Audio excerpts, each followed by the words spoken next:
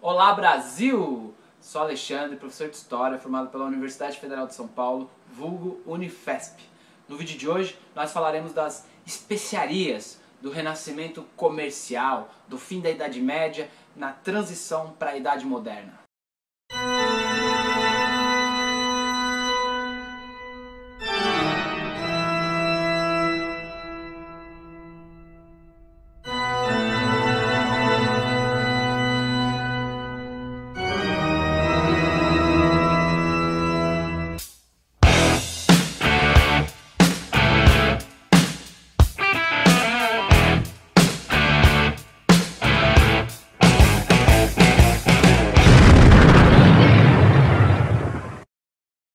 Hoje falaremos da questão 59 da prova da USP, a segunda questão de história, que trata de especiarias. Vamos dar uma lida na questão. Durante muito tempo, sustentou-se, equivocadamente, que a utilização de especiarias na Europa da Idade Média era determinada pela necessidade de se alterar o sabor de alimentos apodrecidos, ou pela opinião de que tal uso garantiria a conservação das carnes. Vamos lá! A questão está falando de Idade Média. Para a gente entender o que são as especiarias, qual a importância dela dentro do contexto europeu medieval, a gente precisa entender uma questão que é o que foi o renascimento comercial e urbano. Para entender isso, a gente tem que ter em mente o que eram os feudos naquele momento histórico do feudalismo, o fim da Idade Média. Os feudos, eles eram uma estrutura autossuficiente, uma estrutura fechada, em si mesmada, que eram estruturadas em 3 camadas sociais. Dá uma conferida aí no vídeo. Em cima, nós vamos ter os padres, a igreja, os bispos e etc. Embaixo, no meio, a gente vai ter os nobres. E mais embaixo ainda, teremos os servos. Dentro dessa estrutura feudal, da autossuficiência, onde o feudo se bastava, cada personagem dentro desse espaço vai ter o seu papel. Nós teremos o servo que planta, o servo que trabalha dentro do castelo. O servo, ele tem a função de trabalhar. Nós teremos os nobres, e aí nós teremos algumas categorias de nobres. Por exemplo, nós teremos o senhor feudal. E o senhor feudal vai ter uma senhora feudal e vai ter filhos. O filho mais velho, o homem, o varão mais velho, vai ser o próximo senhor feudal. E os filhos mais novos? São nobres, mas eles vão ser senhores feudais? Não, não serão senhores feudais. Eles serão o quê então? Alguns serão cavaleiros, outros entrarão para a igreja e etc. E nós temos o clero, né? Nós temos o clero, que são aqueles membros que integram a Igreja Católica Apostólica Romana. Então, dentro dessa estrutura fechada, onde cada um tem a sua função, a sua importância e o seu papel a desempenhar, nós vamos vivenciar o agravamento de uma crise que vai surgir dentro desse sistema feudal. Agora, guarde bem como era essa estrutura do feudo e vamos falar um pouco do renascimento comercial. A palavra renascimento comercial dá a ideia de que o comércio havia morrido. Ele morreu e renasceu, só que não. De fato, a palavra renascimento comercial é uma metáfora. Não foi isso que aconteceu com o comércio. Durante a Idade Média, o comércio existia. Durante a Idade Média, as cidades existiam. Como eu havia dito, falamos de renascimento comercial e renascimento urbano. Professor, então por que a gente aprende que não tinha comércio, o comércio renasce, não tinha cidade e a cidade renasce? Porque naquele momento, o comércio não tinha importância. Porque naquele momento a cidade não tinha importância para explicar a política. Quando nós estamos falando de política, de estrutura social que regia e predominava naquela época, a cidade não é importante, o comércio não é importante, o homem livre não tem importância. Quando falamos de renascimento comercial, estamos falando do momento em que o comércio passa a ser importante para entender o momento histórico, passa a ser importante para entender a política, passa a ser importante para entender o mundo europeu. Mas esse comércio, ele não surge do nada, né? As pessoas não falam simplesmente assim, vamos fazer um comércio aí?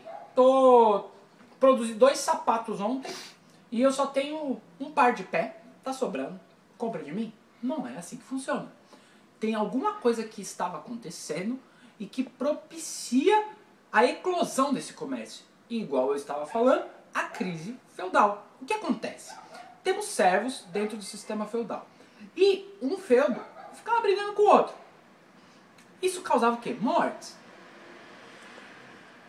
O servo produzia na terra. Essa terra, conforme os anos foram se passando, ela foi se desgastando. Por quê?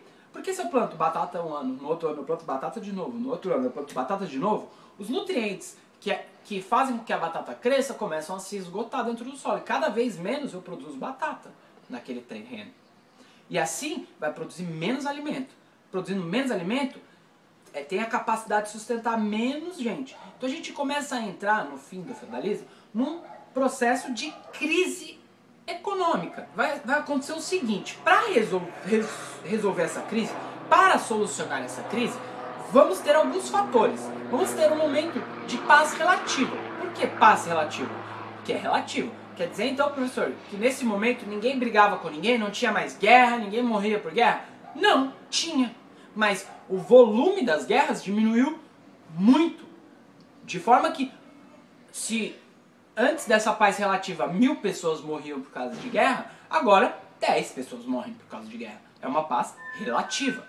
E junto com essa paz, nós teremos também a transformação do campo. Nós teremos invenções tecnológicas, descobertas, a descoberta da rotatividade do campo, no sentido de que, se hoje eu planto batata, é melhor o ano que vem eu plantar cenoura, porque a cenoura consome um nutriente diferente da batata.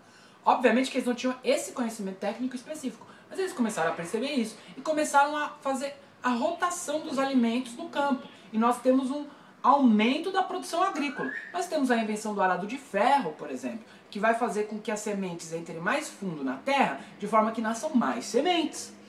Então a gente vai ter um revigorar da plantação, que vai possibilitar o quê? Vai possibilitar o sustento de mais pessoas. Se antes as pessoas passavam fome, agora elas não passam. E com o passar do tempo, a guerra mata menos, a alimentação aumenta, nós vamos ter um aumento populacional, nós vamos ter um boom de pessoas. Em pouco tempo, a Europa vai se repovoar novamente. Dentro dessa perspectiva, vai acabar sobrando alimento.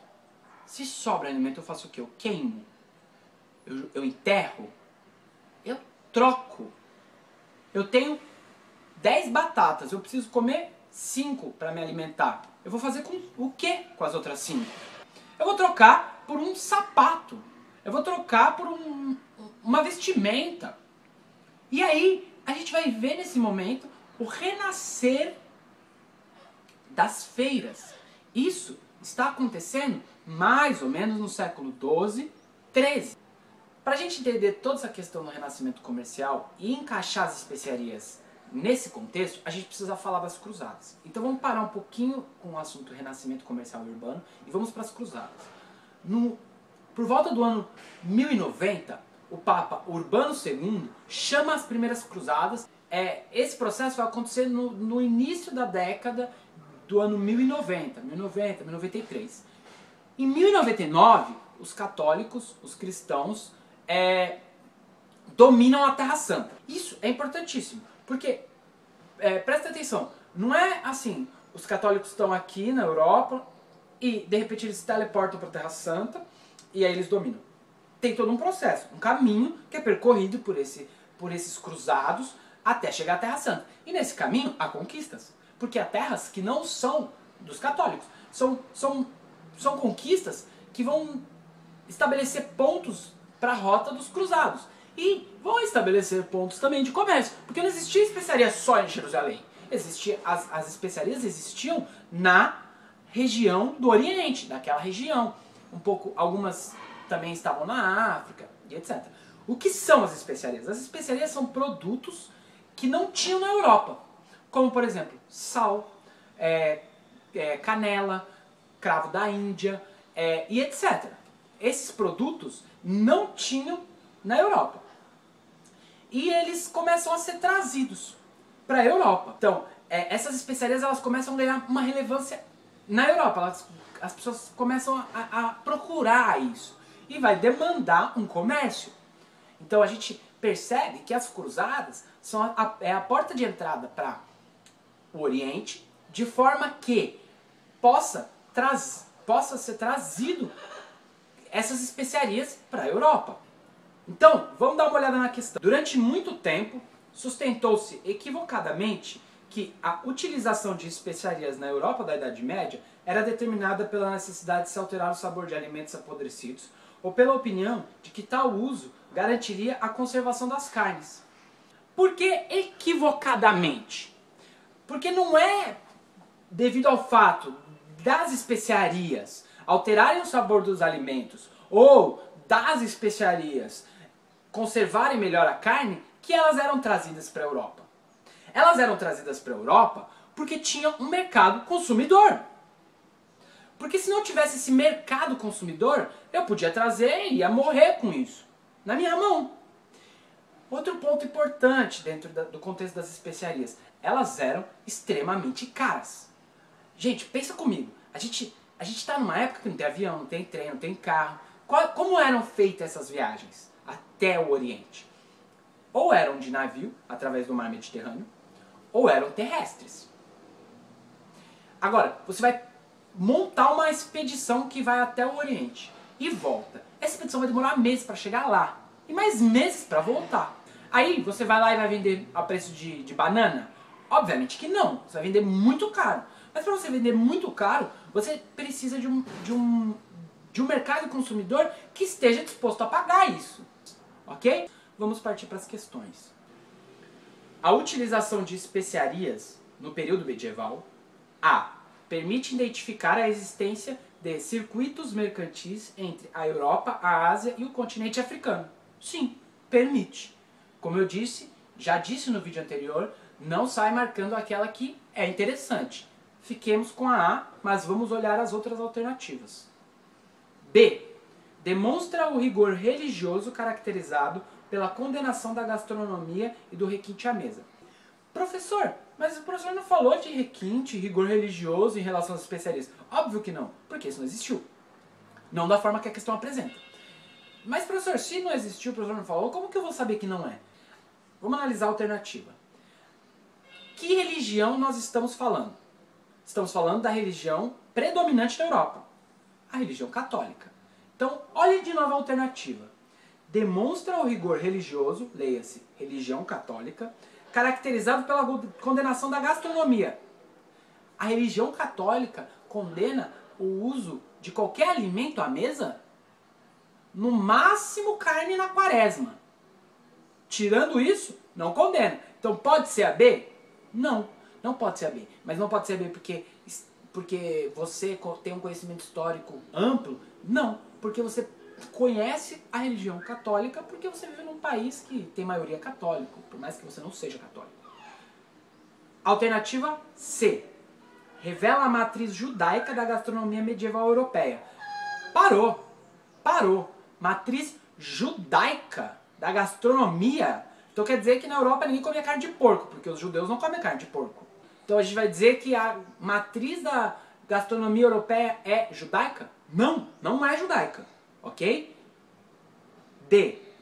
Oferece a comprovação da crise econômica vivida na Europa a partir do ano 1000.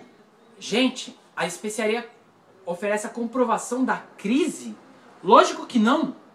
A especiaria oferece a comprovação da superação da crise, porque a crise é o que vai gerar o surgimento de novas técnicas agrícolas e etc. Que vai gerar uma superprodução de alimentos, que vai gerar um comércio, que vai gerar a possibilidade, vai gerar um mercado consumidor que vai demandar ou vai ter a condição de comprar especiarias. Então é devido à superação da crise que as especiarias vão poder chegar na Europa. Entenderam? A D não pode ser, pelo amor de Deus. Então vamos lá. Alternativa E.